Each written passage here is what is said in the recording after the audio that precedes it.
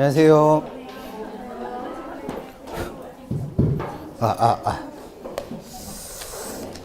책은 오늘은 지난주에 정책론에서 시장 실패까지 보셨죠? 그래서 책으로는 270페이지 피시고요. 270.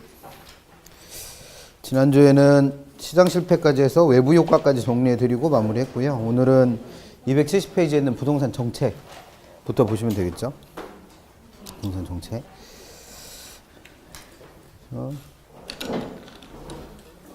책은 270페이지 펴놓으시고요. 오늘까지만 하면, 잠시만. 내일도 민법 수업 하시나? 내일부터는 학교로네요? 이번 주부터? 잘 되셨네.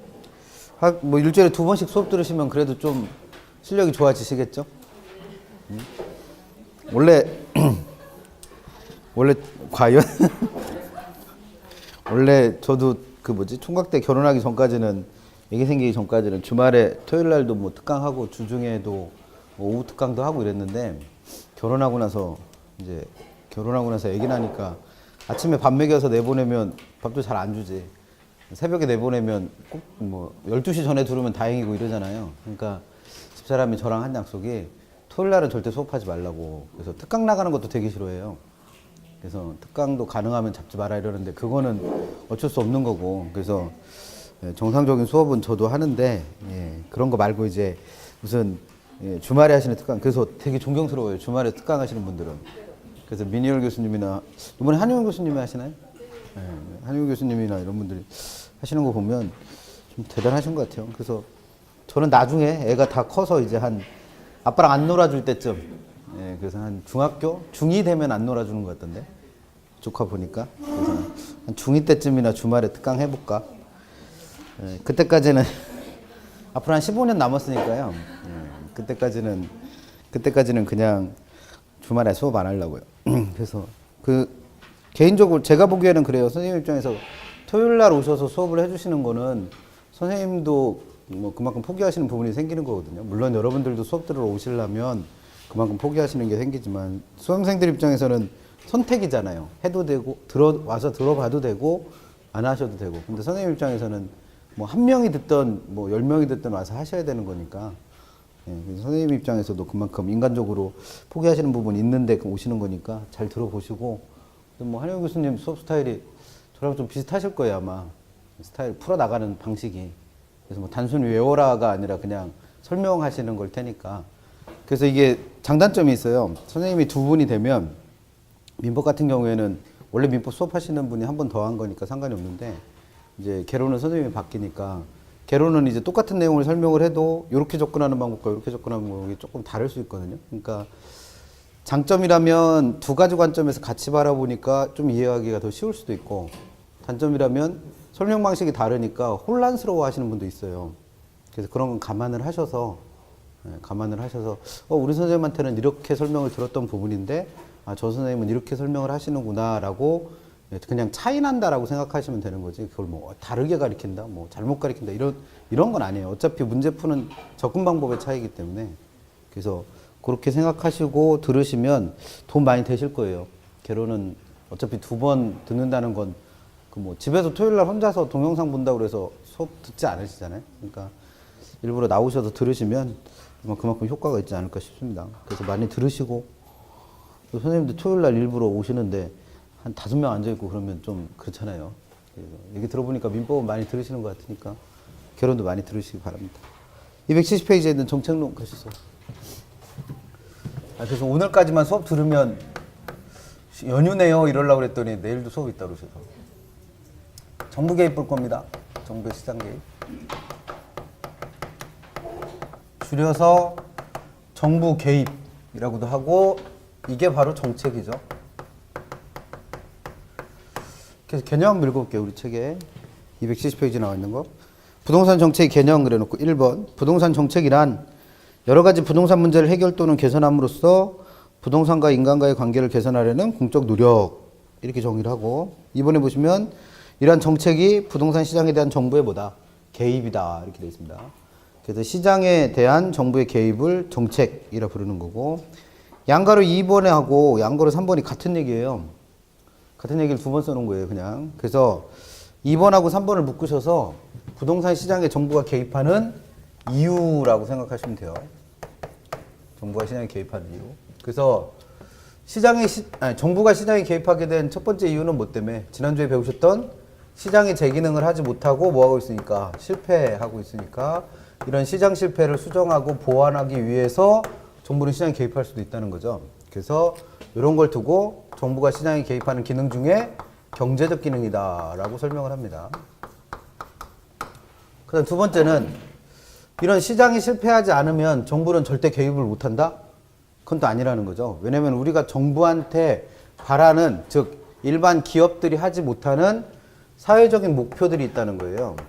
예를 들면 일본 기업에 맡겨놓으면 자원을 효율적으로 활용을 하고 그 다음에 저소득층한테 소득을 공평하게 배분해주고 이런 건 안 한다는 얘기예요. 그러니까 이런 자원 배분에 있어서의 효율성이나 소득 분배에서의 형평성 같은 것들은 기업이 달성하지 못하는 거니까 이런 기업이 달성하지 못하는 사회적 목표를 달성하기 위해서 정부가 시장에 개입할 수 있다면 이걸 두고 정부 개입의 정치적 기능이라고 부릅니다.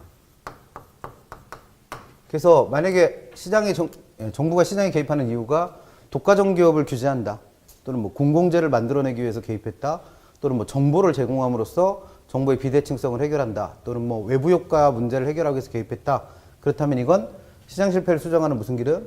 경제적 기능으로 보시면 되겠고, 한정된 자원을 좀 더 효율적으로 이용하기 위해서 또는 저소득층한테 소득을 공평하게 배분하기 위해서 개입하고 있다면 이건 정치적 기능, 이런 거로 이해하시면 되는 거죠.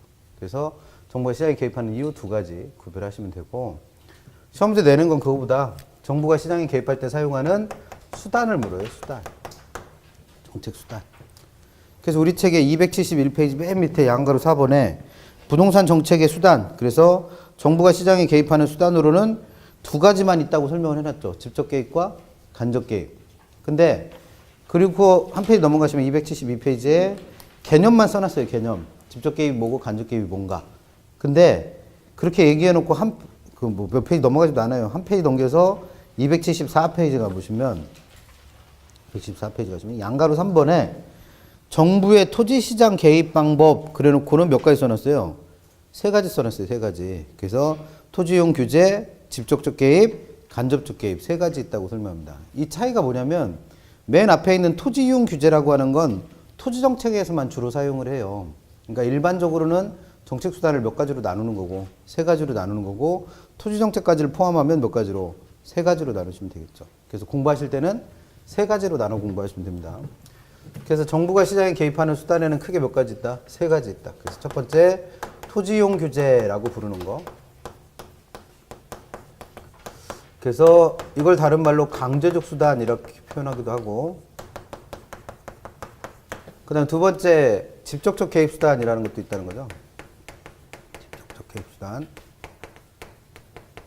또 세 번째 간접적 개입 수단이라는 것도 있다는 거죠.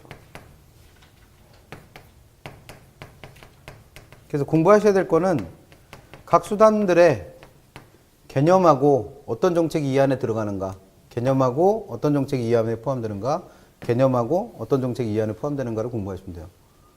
그래서 토지이용 규제는 이런 그대로 토지를 이용할 때 좀 더 효율적으로 이용하고 싶은 거예요.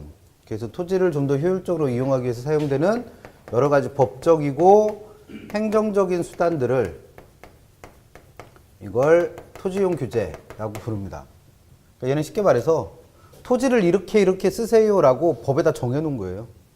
그래놓고 그걸 지키지 않았을 때 여러 가지 행정적인 제재를 가하는 것들을 토지이용 규제라고 부릅니다. 그럼 그런 것들의 대표적인 건 우리가 공법에서 배우는 토지는 이 용도로만 쓰세요라고 정해놓는 용도 지역이나 또는 용도 지구와 같은 지역지 구제, 또는 뭐 공법상에서 건축법 같은 거에서 토지 위에다 건물을 지을 때는 이렇게 지으세라고 규제하는 것들, 여러 가지 건축 규제나 이런 규제들, 그다음 뭐 인허가제도 이런 것들은 전부 다 뭐로 분류한다? 토지이용 규제 또는 강제적 수단으로 분류를 합니다. 그다음 두 번째는 직접 개입 수단은 원래는 시장이 해야 될 기능인데 그 시장 기능이 시장 실패가 나타나서 제대로 작동하지 못하고 있으니까 이 시장 기능을 정부가 직접 대신해서 수행을 하고 있는 거예요. 그러니까 원래는 누가 해야 될 건데 시장이 해야 될 건데 정부가 대신하는 겁니다. 그래서 이때 대신하는 것들이 우리가 배웠던 시장 기능에는 원래 5가지 있었어요. 자원을 효율적으로 배분하고 교환하고 가격을 만들고 양과질을 조절하고 정보를 제공하는 기능들이 있는데 그 중에서 가격을 통제하고 수급량을 조절하는 것들을 정부가 직접 하고 있다면 이걸 두고 직접 개입 수단이라고 부릅니다. 그래서 이 가격을 통제하는 수단의 대표적인 게 주택의 임대료, 전셋값이 너무 비싸요. 월세가 너무 높습니다. 그러면 그 임대료를 적정 수준으로 규제하는 임대료 규제 또는 임대료 상한제, 또는 아파트의 분양가가 너무 높을 때 이 분양가를 일정 수준 이상으로 못 받게 제한하는 분양가 상한제, 이런 것들은 다 가격을 통제하는 정책 수단으로 볼 수 있는 거고, 그 다음 수급량을 조절하는 정책 수단은 토지의 가격이 되게 쌀 때 이 토지를 미리 사서 비축해 놨다가 필요할 때 이걸 공급함으로써 토지의 수급량을 조절하는 수단도 있어요. 그래서 이걸 토지 비축제도 또는 토지 은행제도라고 부릅니다. 그래서 토지은행, 토지 비축제도, 이런 것들. 또는 국가가 토지가 필요할 때 이걸 수용하는 것도 수급량 조절하는 거로 볼 수 있죠. 그 다음에 정부가 공공택지를 개발해서 공급하거나 또는 공공주택을 지어서 공급하는 공영개발이나 또는 공공주택 공급, 이런 것들은 전부 다 주택 또는 토지의 공급량을 조절하는 정책 수단이 될 수 있는 거죠. 그래서 이런 것들이 다 직접 개입으로 분류하는 것들입니다. 그 다음 간접 개입 수단은 시장이 제 역할을 못하고는 있는데 이 시장 기능을 통해서 문제를 해결하기 위해서 정부가 시장 기능을 단순히 지원만 해주는 거예요. 그래서 일은 어차피 시장에다 맡겨놓는 거고 그 시장이 제 역할을 할 수 있도록 도와만 주는 겁니다. 그래서 이때 도와주는 방법이, 정부가 지원하는 방법이 금전적인 수단을 사용해서 지원할 수도 있고, 또는 우리가 배웠던 시장 실패 원인 중에 세 번째 게 정보가 비대칭적이기 때문이라고 그랬죠. 그러면 정보가 부족해서 이런 자원이 효율적으로 배분되지 못하는 거니까 정부가 알고 있는 정보를 개인들한테 제공을 해주는 거예요. 그래서 금전적 수단을 사용하는 것들은 저소득층이 돈이 없어서 집을 못 구하니까 가격을 낮춰준다면 직접 개입이 되겠지만 가격은 그냥 냅두고 집 살 돈을 빌려주는 거예요. 빌려주거나 도와주는 거예요. 지원을 해주는 겁니다. 그래서 이런 것들을 임대료 보조 또는 싸게 대출을 받을 수 있도록 금융 지원하는 것들이죠. 또는 얘는 우리가 외부효과 배우실 때 조세를 이용해서 정해물가나 부해물가 문제를 해결하기도 했었죠. 그래서 이런 조세정책 같은 것들, 조세제도 같은 것들도 일종의 금전적 방법을 사용해서 시장을 지원하는 정책 수단을 볼 수 있습니다. 정보 제공하는 것들은 뭐 지적제도나 등기제도 같은 걸 활용해서 부동산에 대한 정보를 알려주는 거예요. 또는 이 아파트가 실제로 얼마에 거래됐는지를 중개사가 신고하게끔 해서 그 신고된 자료를 모아서 실거래가, 부동산의 실거래가를 제공해 주기도 하는 거죠. 공고히 하는 것들. 이런 것들은 전부 다 정보를 제공하는 것들로 볼 수 있습니다. 그래서 이런 것들이 우리가 이제 정책 수단으로서 알고 계셔야 될 것들인데, 이 중에서 구체적 내용까지 알고 있어야 될 것들은 토지정책에서 배우는 게 용도지역 지구제하고 토지은행제도예요. 근데 요거는 정책 효과를 분석하려면 뭐 경제효과 분석해야 되는 거기 때문에 아직은 조금 시기가 이르고, 요거는 설명할 거예요, 오늘. 그래서 토지은행제도나 용도지역지구제는 토지정책으로서 그 구체적 내용 배우실 거고, 그 다음에 주택정책으로 배우실 건 임대료 규제나 또는 뭐 분양가 상한제, 그 다음에 공공주택의 공급 또는 임대료 보조, 이런 것들은 주택정책의 내용으로 구체적으로 배우실 거예요. 그 중에서 오늘 임대료 규제 정책하고 임대료 보조라고 하는 2가지 정책 배울 겁니다. 이 2개가 제일 중요해요. 제일 중요해요. 주택정책들 중에서도. 그 다음에 조세정책은 따로 배운다고 설명을 드렸었죠. 그래서 구체적인 내용으로 배워야 될 정책들도 실제로 있어요. 구체적 내용까지 배우실 거. 근데 그런 거와는 별개로 시험 문제에서는 지금 설명하고 있는 이 정책이 이 3가지 중에 어디로 분류되는 거, 그 분류도 물어봐요. 그래서 뭐 대표적인 문제가 다음에 설명되어 있는 정책들 중에서 직접 개입 수단은 몇 개나 됩니까? 이렇게 물어보는 문제도 있고, 또는 뭐 공공주택을 공급하는 정책은 정부가 시장에 간접적으로 개입하는 수단이다. OX, X. 뭐 이런 식으로 물어본 것도 있는 거죠. 그래서 구체적 내용 알고 있는 거와는 별개로 그 정책이 세 가지 수단 중에 어디로 분류되는가도 일단 아셔야 됩니다. 그래서 생각보다 자주 내는 문제니까 요거는 정리하고 계셔야 되는 거죠. 그래서 오늘은 그런 여러 가지 정책들 중에서 제일 쉬운 거 하나 하고 제일 중요한 거 2개 해서 구체적인 정책은 3가지 배울 거예요. 그래서 제일 먼저 토지정책에서 배우실 거는, 토지정책은 어차피 시험 문제 잘 안 나오는데 그 중에서도 제일 이해하기 쉬운 게 이제 토지은행제도니까 토지은행제도 하나 설명할게요. 그 책을 좀 건너 다녀야 돼서 얘가 아마 282페이지에 있었던가. 그래서 282페이지에 있는 토지은행제도부터 좀 먼저 봅니다. 용도지역지구제는 설명할 게 좀 많아서 일단은 토지은행제도를 먼저 볼게요. 그래서 지난주에 정책론은 시험 문제가 4문제 정도 나올 텐데 다 맞는 게 목표였어요. 근데 그 다 맞을 수 있는 이유가 내용이 쉬워서다? 절대 아니에요. 내용은 되게 까다로워요. 근데 이걸 다 맞을 수 있는 이유는 똑같은 게 나와요. 맨날. 그러니까 뭐 예를 들어서 지금 토지은행제도를 배우고 있는데 토지은행제도에서 시험 문제 낼 게 정해져 있다는 거예요. 그럼 시험 문제는 그거밖에 안 묻습니다. 예를 들면 정부 개입해서 시험 문제 낸다. 그럼 뭐 묻는다는 거예요? 이 정부 정책의 수단들이 어떻게 분류되는가 물어볼 수 있다는 거예요. 그러니까 계속 똑같은 것만 풀다 보면 나중에는 틀리지 않는다는 거죠.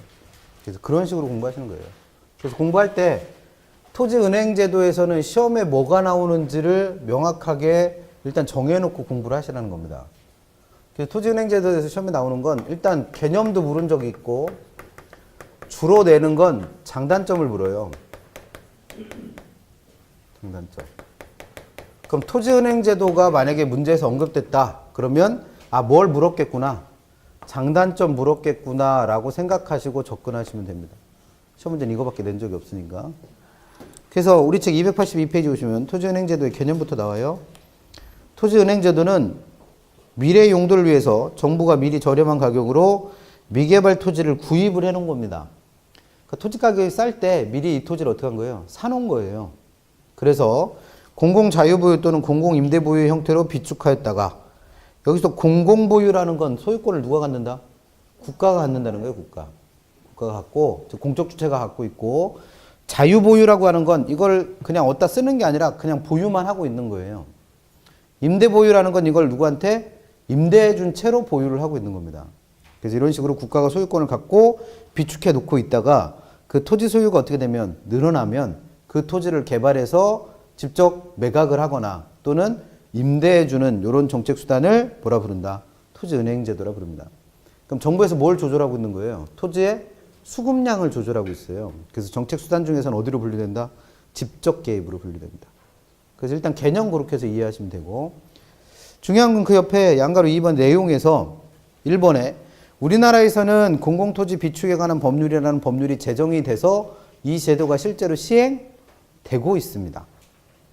그러면 아직까지 시험에 나온 적은 없는데 나올 가능성이 있는 게 뭐냐면 그 양가로 2번의 내용하고 양가로 3번의 비축 목적, 양가로 4번의 토지은행의 운영, 뭐 기대 효과 이런 것들은 다 법률에 나와 있는 내용이에요.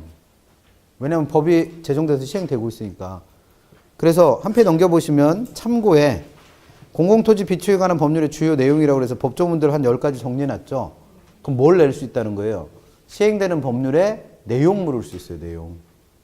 근데 아직까지 시험에 나온 적은 있다 없다? 없어요. 그러니까 나올 가능성만 있는 거예요. 그러니까 공부하시는 우선순위는 누구를 먼저 일단 공부하시고 장단점 공부하시고 이게 어느 정도 정리가 돼서 내용이 다 정리되면 그 다음에는 누구를 한 번 정도는 읽어보셔라. 법조문을 한 번 정도 읽어보세요. 시험에 나올 가능성은 있으니까. 근데 지금까지 시험에 나왔던 건 누구밖에 없다? 장단점밖에 없습니다. 지금까지 나왔던 거. 그래서 장점하고 단점 구별하시는 건데 책에 보시면 정리되어 있죠. 그래서 그 284페이지 양가로 6번에 있는 장점하고 양가로 7번에 있는 단점 공부하시는 건데, 장점 중에 첫 번째는 이 토지는 국가가 소유를 하고 있는 땅이에요. 그럼 국가가 소유하는 땅을 개인이 함부로 개발한다 못한다? 못하겠죠. 그러면 개인들에 의한 무계획한 난개발을 방지할 수 있다라는 건 장점이 될 수 있다는 거죠. 그다음 두 번째, 얘는 용도를 따로 정한 건 아니지만 토지를 쌀 때 미리 사놓은 거예요. 그럼 정말 토지가 필요했을 때 적절한 시기에, 즉 적기에 미리 사놨으니까, 싸게 사놨으니까 저렴하게 개발에 필요한 토지를 어떻게 할 수 있다? 공급할 수 있다라는 것도 장점이 될 수 있겠죠. 그 다음 세 번째, 국가 땅을 개발해서 이거를 공급하는 거니까 거기서 이익이 나와요. 개발 이익이 발생하면 그 개발 이익도 누가 가져간다? 국가가 가져갈 겁니다. 그러면 국가가 그걸 낼름 먹고 마는 게 아니라 이걸 다시 어떻게 사회에다가 환원해 줄 수 있다는 거예요. 그래서 개인의 토지를 개발하는 경우보다는 개발 이익의 사회적 환수가 훨씬 더 어떨 수 있다? 용이할 수 있습니다. 개발 이익을 환수하기가 쉬워요. 그 다음에 체계는 여기까지만 정리해놨는데 네 번째 이걸 만약에 토지를 이렇게 미리 사놓지 않았었다면 필요한 토지가 발생했을 때 어떻게 하는 수밖에 없어요? 수용하는 것밖에 없어요. 수용하는 경우. 만약에 여기다가 뭐 천안 시내에다 뭔가를 정부에서 공적 시설을 만들어야 되는데 이 근처 땅을 사놓은 적이 없어요. 그러면 정부에서는 뭐 하는 수밖에 없다? 개인의 토지를 수용하는 수밖에 없죠. 그럼 수용을 하는 경우에는 내가 이걸 팔기 싫어도 정부한테 어떻게 해야 돼? 강제로 팔아야 돼요. 근데 토지은행제도는, 토지비축제도는 개인들한테 토지를 어떻게 한 거예요? 동등한 입장에서 거래한 거예요. 그럼 토지은행제도에 대해서는 내가 이 땅을 팔기 싫어요. 그럼 어떻게 해도 돼? 안 팔아도 돼. 그냥 토지가 안 팔려서 가격이 싸니까 그걸 정부에서 사겠다니까 그냥 파는 거니까 만약에 이걸 팔기 싫으면 안 팔아도 됩니다. 근데 수용은 그렇게를 못 한다는 거죠. 그래서 토지를 강제로 수용하는 경우보다 개인의 권리를 침해하는 부분이 훨씬 어떻겠다? 적다라는 겁니다. 책에는 안 나와 있는데 기출됐었던 지문이에요. 그래서 요 네 가지를 장점으로 기억해 두시고 단점은 아무리 토지를 쌀 때 매입을 한다 하더라도 토지 사는데 돈이 좀 많이 들겠죠. 그래서 막대한 토지 매입 비용이 발생한다라는 건 단점. 또 이 토지는 용도를 정해서 매입한 게 아니죠. 그러면 이 토지를 언제 개발해서 언제 공급하게 될지는 아무도 모른다는 거예요. 그러면 토지를 매입해서 공급할 때까지, 즉 매각할 때까지 이걸 계속 뭐 하고 있어야 된다? 관리하고 있어야 돼. 그래서 관리하는데 어려움이 있다라는 것도 단점이죠. 왜냐면 이걸 국가가 그냥 토지를 방치하고 있으면 개인들이 와서 이걸 무단으로 점유해서 쓸 수 있잖아요. 그럼 이걸 정말 필요하게 됐을 때 그 무단 점유자들 내쫓는 게 더 힘들단 말이에요. 그래서 계속 관리하는 것도 어려움이 있다라는 거. 그 다음 세 번째, 정부에서 또는 국가에서 아무 이유 없이 천안 외곽 지역의 토지를 대량으로 매입하기 시작했습니다. 그럼 동네에 소문이 나겠죠. 중개사분들이 거래를 할 테니까. 그럼 그렇게 소문이 나면 천안 시민들은 어떻게 해? 좀 불안해지지. 여기다 뭐 할 것 같으니까. 그럼 나도 가서 뭐 해야 돼? 땅 사야지. 정부에서 땅을 대량으로 매입했으면 여기다 뭔가를 하겠다는 생각이잖아요. 그러면 정부에서는 아무리 아니 뭐 하려고 하는 게 아니라 혹시나 몰라서 사놓는 거예요 라고 말을 해도 국민들은 그걸 믿어 안 믿어? 안 믿지. 그러니까 정부가 토지를 매입하면 개인들도 토지를 같이 매입합니다. 그래서 정부에서 뭘 유발할 수 있다? 그 지역의 토지 투기를 유발할 가능성도 있다는 거예요. 그래서 이런 단점을 갖고 있는 게 토지은행제도입니다. 그럼 시험 문제는 지금까지 나왔던 게 개념 물은 거. 개념은 뭐 어렵지 않으니까 이해만 하시면 되고 시험에서는 뭘 물었다? 장단점 물었습니다.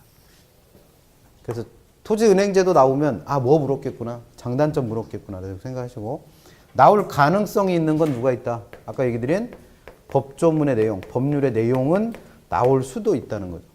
그래서 공부하시는 우선순위는 토지은행 나오면 무조건 뭐 먼저 공부해 놓으시고 장단점, 그리고 시간 남으면 법률의 내용까지. 그래서 그렇게 공부하시는 게 정책론이에요.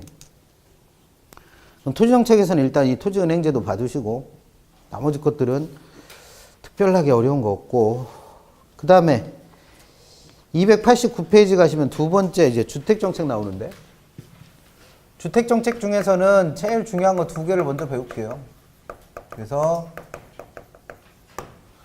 임대료 규제정책, 임대주택정책 중에서 임대료 규제정책하고 이거랑 비교해서 알고 계셔야 될 임대료 보조라고 하는 두 가지 공부하시면 됩니다. 그래서 임대료 규제는 우리 책이 292페이지부터 나옵니다. 292.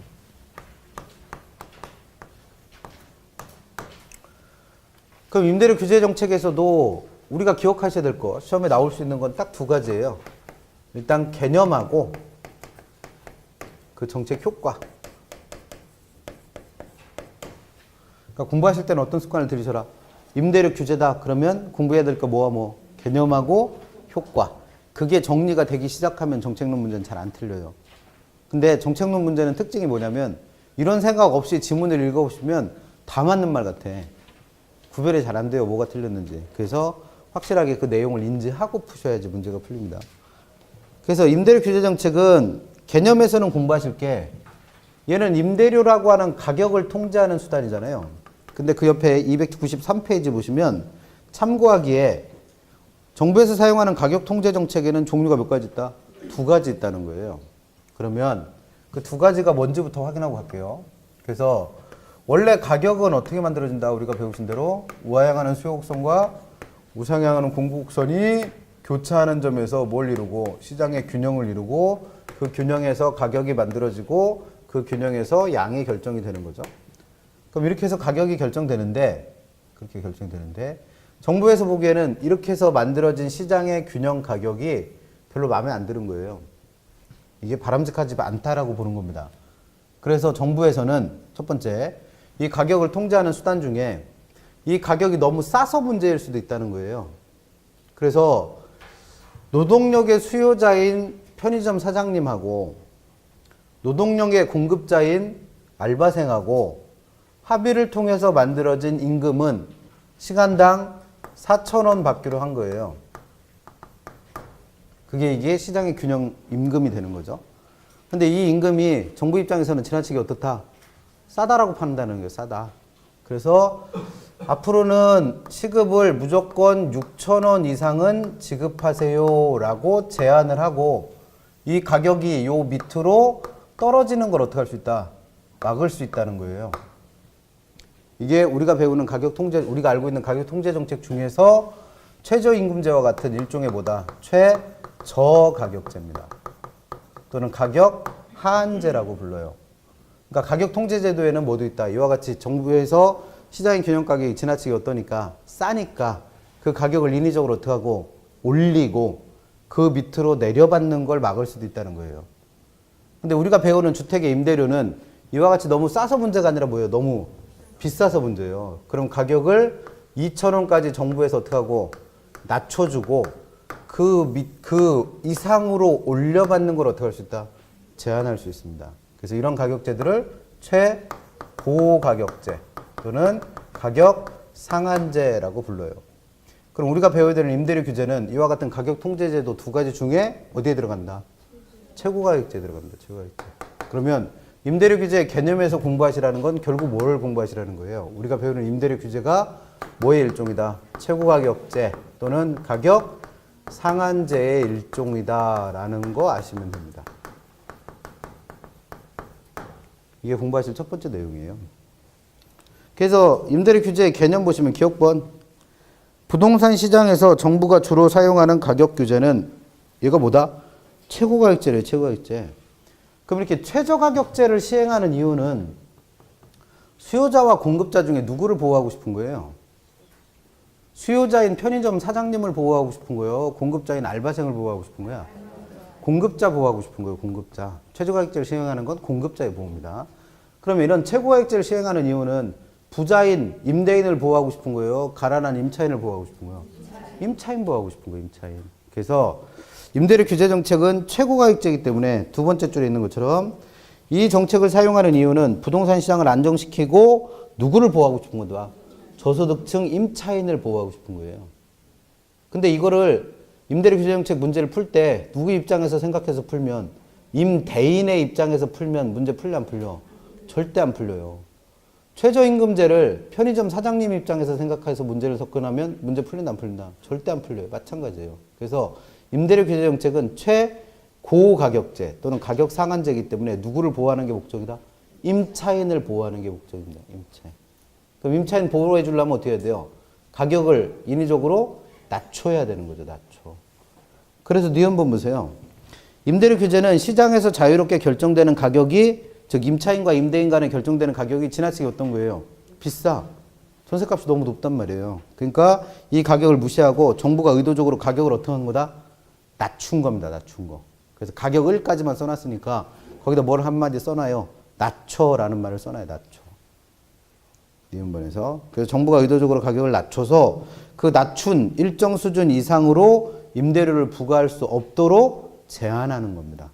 이걸 임대료 규제라 불러요. 누굴 보호하기 위해서? 임차인을 보호하기 위해서. 그러면 시험 문제에서 나올 수 있는 건 뭐냐면 디귿하고 리을이에요. 디귿하고 리을. 이걸 이해했다면, 얘가 최고가격제 또는 가격상한제라는 걸 이해했다면 정부에서 규제하는 임대료가 시장에서 형성되는 균형 임대료보다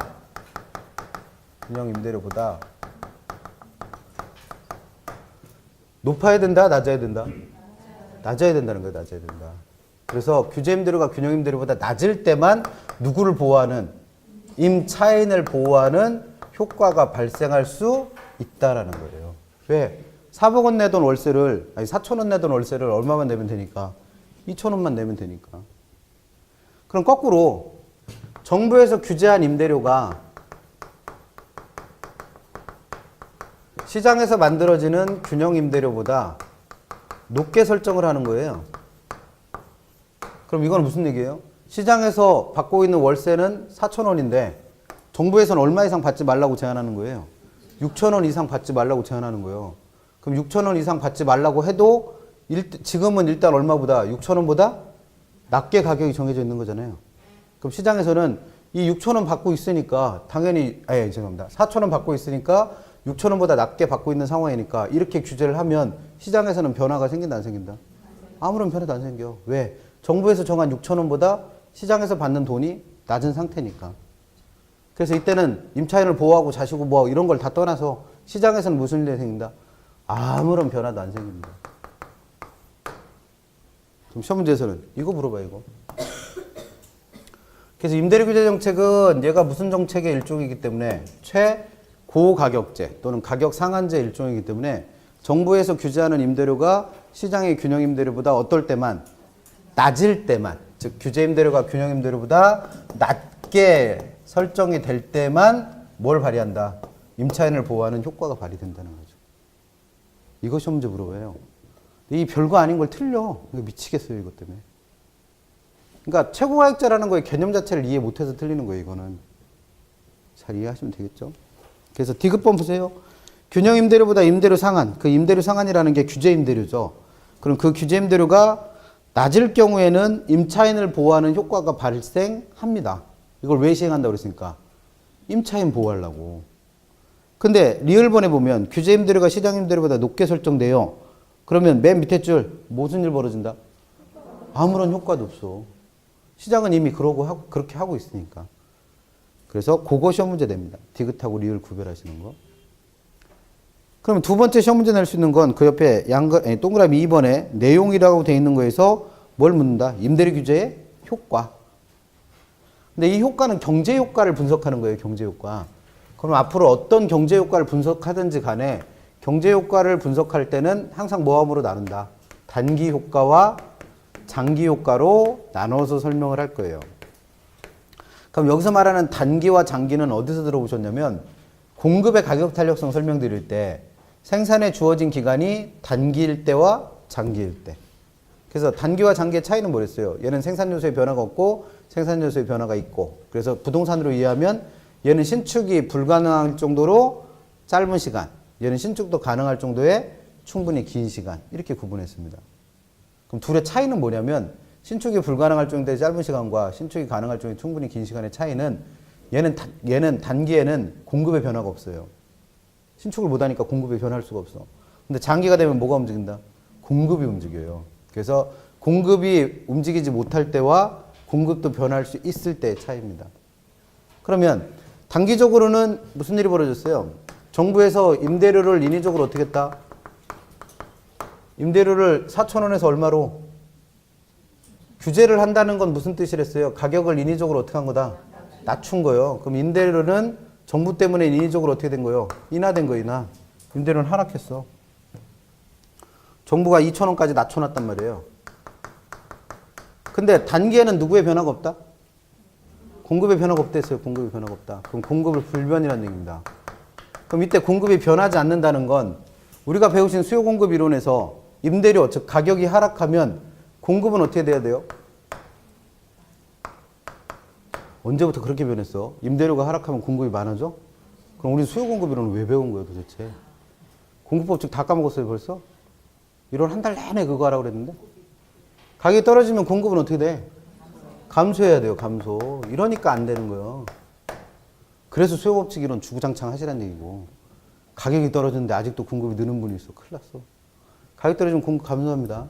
근데 공급이 불변이랬으니까 감소한다 안 한다? 안 해요. 이게 포인트요. 그럼 이걸 우리가 알아듣는 말로 번역해봐요. 6,000원 내던 월세를 정부 때문에, 아니 4,000원 내던 월세를 정부 덕에 얼마만 내고 있어? 2,000원만. 근데 공급량, 즉 월세의 양은, 즉 임대주택의 양은 변화가 없어요. 그럼 쉽게 말하면 전셋집의 개수는 똑같은데 전셋값만 반으로 뚝 떨어진 거예요. 그러면 임차인들은 그만큼 지불해야 되는 임대료가 낮아졌으니까 임차인들 입장에서는 그만큼 혜택을 보고 있는 거죠. 이 정책 왜 시행한다고 그랬어요? 임차인을 보호하려고. 그럼 지금 임대주택의 개수는 변함이 없는데, 그러니까 내가 살던 집에 똑같이 사는데 뭐만 떨어진 거예요? 임대료만 떨어진 거예요. 그러면 단기적으로는 누구를 보호하는? 임차인을 보호하는, 즉 임차인에게 혜택이 돌아가는 효과가 발생한다라는 겁니다. 이거 이상하게 생각하는 분이 되게 많아. 이거 왜 시행했다고 그랬어요? 임대료 규제는 왜 하는 거다? 임차인 보호하려고. 그럼 단기적으로는 임차인을 보호하는 효과가 있다는 얘기예요. 어떻게 보호하는 거예요? 월세를 덜 내도 돼. 요즘에 서울은 전세가 빠르게 월세로 변화되면서 변환율이 되게 높아졌는데, 한 달 월세가 200이요, 200. 30평짜리 아파트가. 그 웬만큼 버는 사람은 자기가 버는 돈 다 월세로 털어놓고 사는 거예요, 지금. 물론 200만 원짜리 월세 살 정도면 연봉이 한 1억 이상 되겠죠. 그렇긴 한데 어쨌든 그만큼 월세가 높은 거예요. 근데 똑같은 집인데 정부 덕분에 월세가 얼마로 떨어진 거예요? 50만 원으로 떨어진 거예요. 그러면 그만큼 임차인은 혜택을 보는 거죠. 단기적으로는. 왜? 공급이 어떻게 돼서? 줄지 않아서. 공급이 줄지 않아서. 근데 장기가 되면 뭐가 움직인다? 공급이 움직인다 그랬잖아요. 장기가 되면 공급이 움직인다. 그러면 가격이 떨어졌으니까 공급량은 어떻게 되겠어요? 감소하겠죠. 그래서 가격을 정부에서 낮추니까 단기에는 옴싹달싹을 못한 거예요. 근데 장기가 되면 가격 떨어졌는데 내가 임대주택 사업할 이유가 없지. 그러니까 공급을 확 어떻게 한다? 줄여버려요, 줄여. 근데 수요는 어떻게 돼요? 가격이 떨어졌으니까 늘어나겠지. 그러면 우리가 배운 뭐가 발생한다? 초과 수요가 발생합니다. 그럼 초과 수요가 발생한다는 게 말이 좋아 초과 수요지, 실제로 어떻게 된 거예요? 전셋집은 없고 전셋집 구하려는 사람만 엄청나게 많아진 거예요. 그러면 집 구하기가 더 어려워지는 거죠. 그러면 실제로 시장에 나와 있는 임대주택의 개수는 요만큼밖에 안 돼요. 근데 일부 수요자 중에서는 이만큼을 어떻게든 내가 살아야 될 집이니까 어떻게든 집을 구해야 되겠는 거예요. 그러면 요만큼을 공급량이 아니라 내가 구해야 될 뭐로 이해된다? 수요량으로 인식을 해요. 그럼 우리가 수요법칙 배울 때 수요량에 대해서 수요 곡선과 만나는 점을 찾으면 이 수요량에 대해 지불할 최고가격인 수요가격 된다고 그랬죠. 그러면 이 말의 뜻은 뭐예요? 수요량이, 그러니까 공급량이 이만큼으로 줄어들어 버리니까 이 수요자들은 얼마까지 가격을 지불하고 6,000원까지 지불하고 집을 구하겠다고 나서는 사람이 생긴다는 거예요. 그럼 임대인 입장에서 마다할 이유가 없지. 다만 정부에서 2,000원 이상 받으면 뭐 한다고 그랬으니까? 규제한다고 그랬으니까 공식적으로는 6,000원에 못 받겠죠. 그래서 뭐가 형성된다? 그래서 암시장이 형성되는 거예요. 그럼 암시장이 형성된다라는 뜻은 정부에서 규제하는 가격은 얼마? 2,000원. 실제로 거래되는 가격은 6,000원. 그럼 가격 몇 개 되는 거예요? 2개 되는 거네 뭘. 그래서 이중 가격이 형성됩니다. 그럼 이것도 뭐 대단한 게 아니라 뭐예요? 계약서 쓸 때, 임대계약을 체결할 때 계약서 몇 개 쓰는 거예요? 2개 써요. 그래서 정부에서 이렇게 규제를 하면 임대계약을 체결한 임대계약서 같은 것들을 정부에다 신고하도록 하겠죠. 그럼 신고하는 임대계약서는 얼마 쓰고? 2,000원 쓰고, 실제로 주고받는 계약서에는 6,000원. 그래서 임용계약하는 거죠. 뭐. 그게 암시장이에요.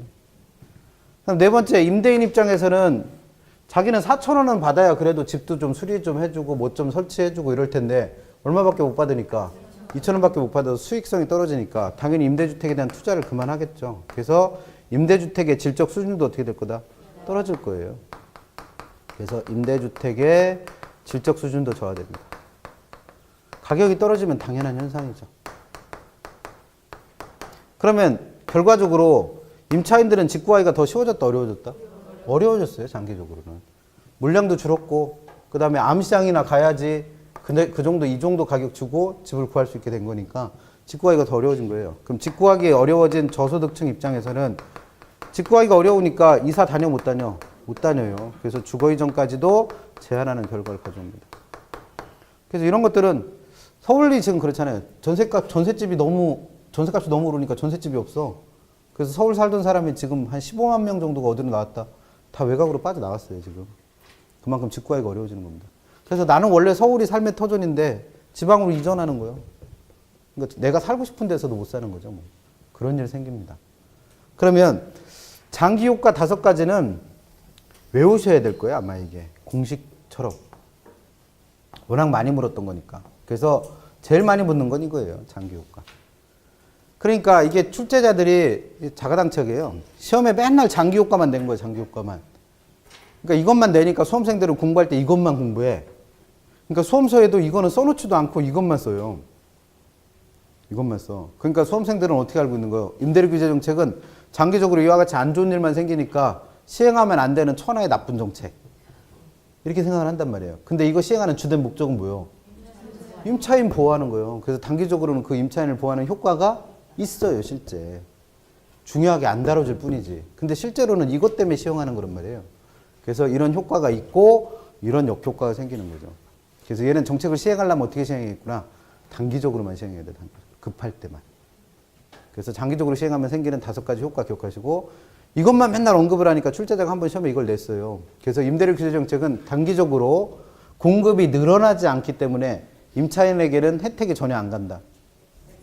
X. 단기적으로는 공급이 늘지 않아서가 아니라 줄지 않기 때문에 임차인을 보호하는 효과가 발생합니다. 그래서 혜택을 봐요. 장기가 되고. 그래서 그런 거 기억하시면 되죠. 그래서 임대료 규제에서는 시험 문제 나올 수 있는 게 무조건 2가지입니다. 그래서 하나는 개념과 관련해서 얘가 최고가액제라는 거 기억하시고. 그래서 이 정책의 효과를 보려면 반드시 규제 임대료가 균형 임대료보다 어때야 된다? 낮게 설정돼야 된다. 그랬을 때 정책 효과, 단기에는 효과를 보지만 장기가 되면 이런 5가지 역효과 생긴다. 그래서 이 5가지는 외워두세요. 임대료 규제 효과 그러면 무조건 5가지 튀어나와야 돼. 뭐 공급 감소, 초과수요 발생, 암시장 형성, 질적 수준 저하, 주거 이전까지 제한. 그렇게 공부하시면 됩니다. 그게 정리가 될 때쯤 임대료 규제 문제는 맞으실 테죠. 그리고 시험 문제는 그것만 내는 게 아니고 295페이지 가시면 참고에 임대료 규제에서는 뭐가 나올 수 있다? 계산 문제 나와요.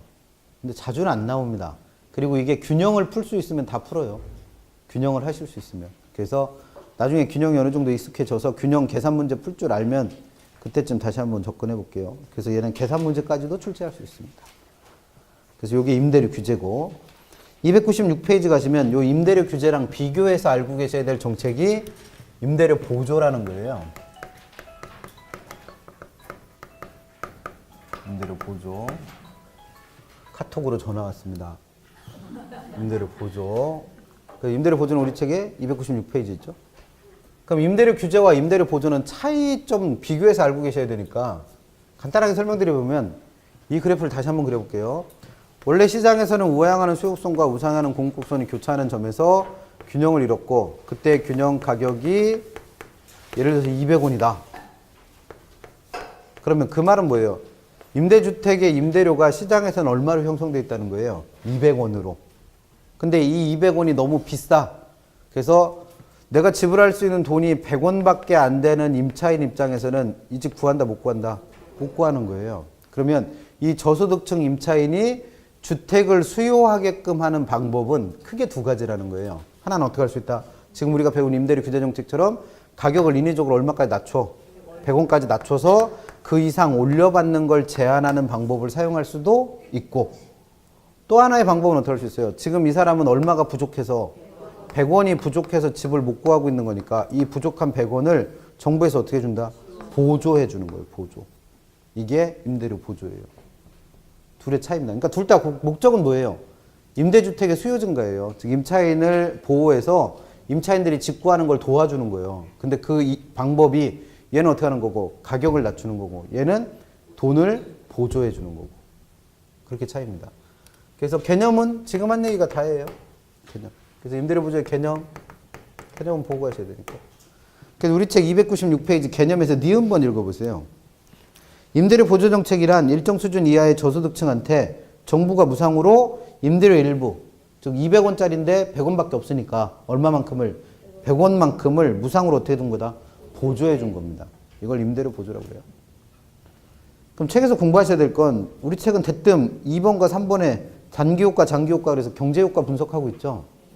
근데 이 효과가 틀린 얘기는 아닌데 여기 설명되어 있는 단기효과, 장기효과는 수요자한테 보조금을 줬을 때 효과예요. 수요자한테 보조금을 줬을 때. 근데 보조금을 지급하는 방법은 한 페이지 넘겨보세요. 298페이지 보시면 동그라미 4번에 누구한테 줄 수도 있지만 수요자한테 보조금을 줄 수도 있지만 그 옆에 동그라미 5번에 누구한테 보조금을 줄 수 있다. 공급자한테 보조금을 줄 수도 있어요. 그러니까 거기 나와 있는 경제효과는 엄밀히 말하면 누구 밑으로 들어가야 돼? 수요 측 보조라고 되어 있는 거 밑으로 들어가야 돼. 거기 나와 있는 경제효과는 수요자한테 보조금을 줬을 때 효과예요. 그럼 공부하시는 순서는 일단 누구를 먼저 구별하시고 수요자에게 보조금을 주는 수요 측 보조라는 거와 공급자에게 보조금을 주는 공급 측 보조라는 걸 일단 구별하시고 나서 정책 효과는 어디서 배우는 거다? 수요 측 보조의 효과로 배우시는 겁니다.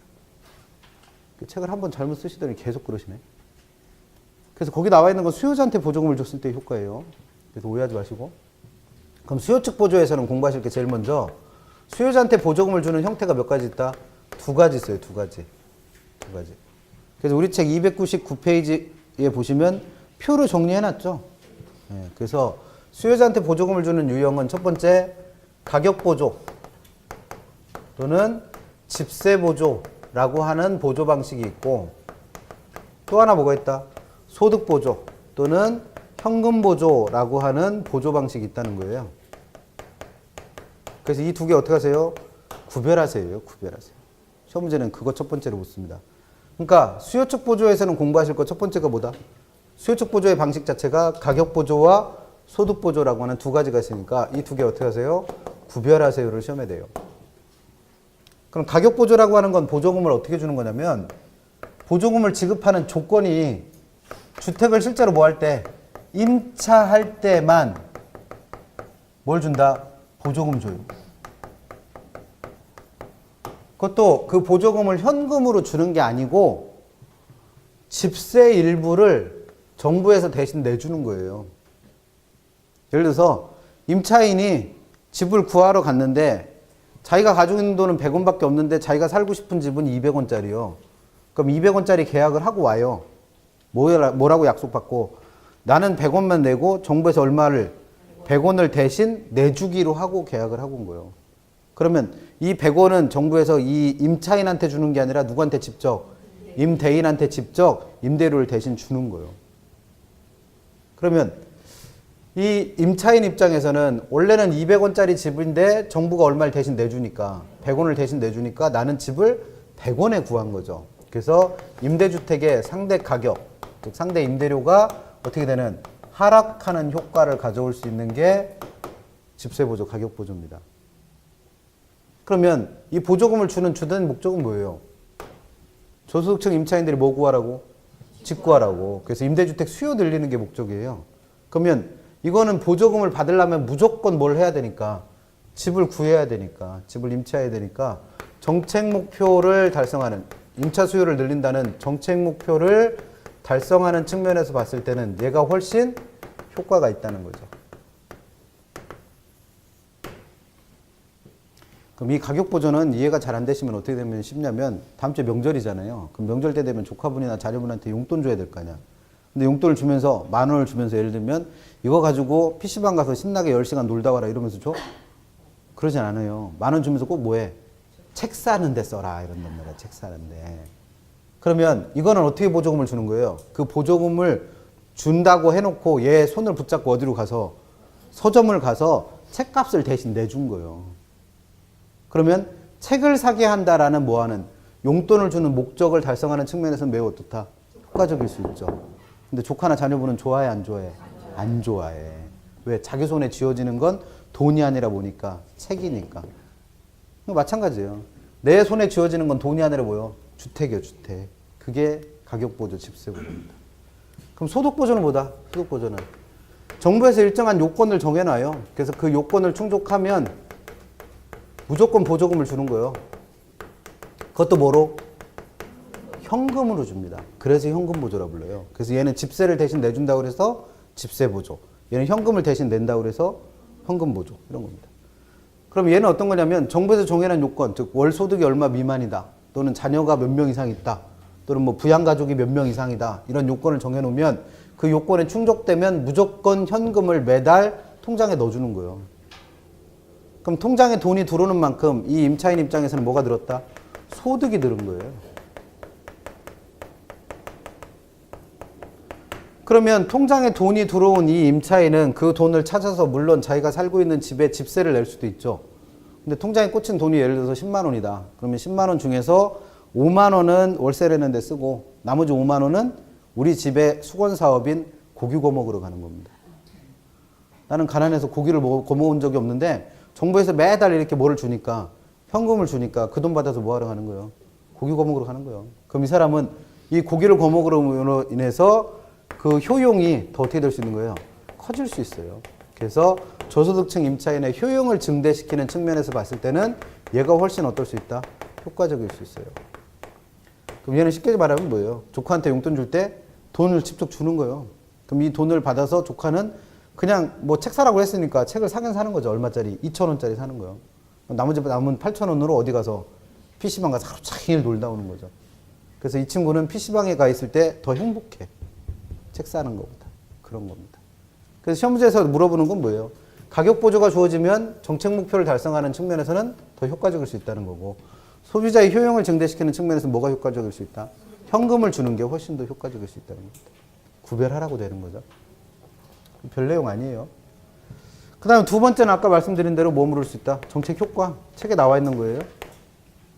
그래서 정책 효과는 역시나 경제 효과 분석하는 거니까 모함으로 나눠서 단기 효과와 장기 효과로 나누라고 그랬어요.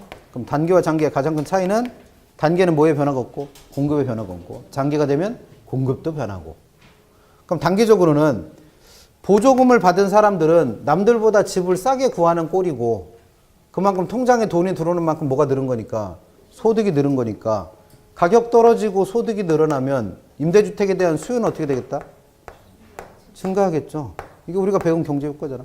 가격 떨어지고 소득 늘면 수요 어떻게 돼요? 증가하잖아. 근데 공급에는 변화가 있다 없다? 없어요. 그럼 수요만 늘은 거죠. 그럼 수요와 공급 중에 누가 더 많은 상태? 수요가 더 많은 상태입니다. 이걸 뭐라 불러요? 초과 수요라 불러. 공부 안 하죠, 솔직히. 한 달 내내 이거 하라고 그랬는데 초과 수요라는 말이 안 나올 정도면 공부 안 하는 거예요. 그래서 토요일 날 수업 열심히 들어요. 그 초과 수요가 발생합니다. 그럼 초과 수요는 균형 상태가 아니기 때문에 가격은 어떻게 될 거다? 균형을 이루기 위해서 상승한다고 그랬어. 그러니까 수요 공급 안 하니까 정책 논하서 헤매지 뭘. 뭔 소리 하는지 못 알아듣지. 그러면 이 말은 임대주택 공급자인 임대인 입장에서는 새 임대주택 지은 적 있다 없다? 없어요. 없어. 없는데 전에 똑같은 물건 팔던 게 가격이 어떻게 된 거예요? 비싸진 거예요. 그러면 공급자 입장에서는 그만큼 얻는 이윤이 많아지겠죠. 그래서 그러한 공급자가 많은 이윤을 얻는 걸 공급자가 뭘 얻는다? 초과이윤을 얻는다. 이렇게 설명합니다. 그래서 이게 단기효과의 공식이에요. 경제효과 분석할 때 단기효과 나오면 이 네 가지요. 무조건. 그러면 초과이윤을 얻는 이윤이 많아진 공급자들은 이윤이 늘어난 만큼 뭐를 늘리려고 하겠어요? 공급을 늘리려고 하겠죠. 근데 단기에는 공급이 늘지 못하고 실제로 공급이 늘어나는 건 언제다? 장기에. 그래서 장기적으로는 임대주택의 공급도 어떻게 될 수 있다? 늘어날 수 있습니다. 그래서 원래 시작은 뭐예요? 임차인들이 돈 받아서 직구하라고 수요를 늘려주려고 시작한 정책인데 장기가 되니까 뭐도 늘어난다? 공급도 늘어납니다. 그래서 아까 임대료 규제와 임대료 보조를 비교해서 공부하시자고 그랬죠. 그래서 임대료 규제에서는 이 정책이 시행되면 장기적으로 뭐가 줄어? 공급이 줄어요. 근데 임대료 보조가 시행되면 장기적으로는 오히려 공급이 어떻게 될 수 있다? 늘어날 수 있습니다. 그래서 이 두 개 비교해서 알고 계시면 돼요. 이게 수요자한테 보조금을 줬을 때의 효과입니다. 수요자에게. 책에 나와 있는 거. 근데 공급자에게 보조금을 주면 공급자한테는 직접 현금을 줄 수는 없잖아요. 그러면 이때 보조금을 어떻게 주냐면 임대주택을 공급하는 공급자들은 세금을 덜 내도 되게 하는 거예요. 세금 감면해줘. 사회적으로 바람직한 일을 하니까. 또는 건축자금 같은 거 대출 받을 때 대출 이자율 같은 걸 낮춰주는 거예요. 금융지원 같은 거 해줍니다. 이런 방법으로 지원해주는 게 공급적 보조예요. 그러면 공급자 입장에서는, 임대주택 공급자 입장에서는 세금 덜 내도 되고 이자 덜 내도 되니까 그만큼 뭐가 낮아진다? 생산하는데 임대주택을 짓는 비용이 낮아지는 거죠. 근데 이 비용이 감소하는 건 임대주택을 새로 짓기 전까지는 아무런 효과가 없죠. 즉 신축하기 전까지는 아무런 효과가 없다는 거예요. 그럼 신축할 수 있는 장기가 돼야지 효과가 나타난다는 거예요. 단기에는 아무런 효과가 없고, 그럼 장기적으로는 비용이 감소했으니까 공급은 어떻게 되겠다? 임대주택 공급은 증가하겠죠. 그러면 수요는 변화 없고 공급만 늘었으니까 초과 공급 상태가 될 거예요. 그러면 임대주택 가격도 떨어지겠죠. 그러면 임차인들 입장에서 생각을 해봐요. 임대인이 임대주택 공급을 늘려줬고, 그러는 바람에 임대주택 가격도 떨어졌어. 그럼 그만큼 집구하기 쉬워졌다, 어려워졌다? 쉬워진 거지. 그러면 임대주택 수요도 같이 어떻게 되겠다? 늘어나겠죠. 시험 문제에서는 이거 묻습니다. 정책 효과의 순서. 그러니까 수요자한테 보조금을 줬을 때 효과가 나타나는 과정과 공급자에게 보조금을 줬을 때 효과가 나타나는 과정이 서로 어때요? 달라. 아니, 내용은 크게 똑같죠. 뭐 공급도 늘고 수요도 늘어나는 건 똑같아. 공급도 늘고 수요도 느는 건 똑같은데 그 순서가 좀 차이가 나잖아요. 그럼 구별해서 설명을 해야 되는데 우리 책은 그걸 구별 안 하고 설명해서 구별하시라는 겁니다. 그래서 수요 측 보조, 공급 측 보조 나눠서 공부하세요. 그래서 수요 측 보조에서는 시험에 나올 수 있는 거 가격 보조와 소득 보조의 구별, 그리고 정책 효과. 장기적으로 뭐가 늘어난다? 공급의 증가. 공급자한테 보조금을 주면 비용이 떨어지기 때문에 장기적으로 공급이 증가하는데 거기서 끝난 게 아니라 그 공급이 늘어남으로 인해서 가격이 떨어지니까 임차인들의 주택 수요도 늘어날 수 있다는 거죠. 그래서 임대료 규제와 임대료 보조는 비교해서도 알고 계셔야 돼요. 시험 문제 따로따로도 내지만 이걸 다 묶어서 내기도 하니까. 그래서 그렇게 공부하실 게 주택정책 두 가지입니다. 그래서 우리가 배워야 될 정책은 앞으로도 많아요. 저희 아까 네모표 쳐놓고 동그라미 쳐놓고 한 것처럼 구체적 정책들 여러 가지 배워야 되는데 일단 요 세 개. 그래서 제일 쉬운 게 토지은행제도. 제일 중요한 게 임대료 규제. 그거랑 같이 알고 있어야 될 임대료 보조. 그렇게 세 가지 정책만 먼저 봅니다. 그러니까 지금 설명하려고 하는 정책론들은 기본적으로 뭐를 잘 이해 못하시면, 수요 공급 잘 못하면 몰라 이거. 그 조세정책 같은 경우에는 308페이지 한번 가보세요. 308페이지. 책 한 페이지가 전부 다 뭐예요? 그래프요, 그래프. 그러니까 이 그래프를 볼 줄 모르면 이 문제 해결한다 못한다? 못해요. 그래서 간단하게 말씀을 드리면 308페이지 위에 있는 그래프 두 개 보시면 맨 위에 있는 그래프 두 개예요. 그럼 그래프 두 개의 차이는 뭐예요? 수요 곡선과 공급 곡선의 뭐의 차이? 기울기 차이예요. 그럼 기울기는 누구랑 관련이 있다는 거? 탄력성. 그래서 탄력성이 이해가 안 되면 조세정책은 설명해 못해? 못해요. 그래서 수요 공급 이론 정리 안 되면 정책론은 못합니다, 설명을. 그래서 시간을 드리는 거예요. 그래서 수요 공급 이론 정리하시고 정책론 나머지 것들 배울 거니까 1월 달에 이제 처음 배웠잖아요, 수요 공급 이론. 그러면 그거 정리하셔서 차근차근 늘려 나가면 되겠죠. 당장 급한 거 두 개 일단 하시고. 나머지 정책들은 수요 공급이 어느 정도 익숙해지면 또 추가적으로 설명하고 이렇게 할게요. 그래서 일단은 세 가지만 정리하시고 오늘은 정책론 마무리합니다. 그렇게 해서 하시고 잠깐만 쉬셨다가는 우리 책에 몇 페이지? 이게 329페이지? 투자론 들어갈 거예요. 잠깐만 쉬었다가 329페이지는 투자론부터 갑니다. 잠깐 쉬었다 할게요.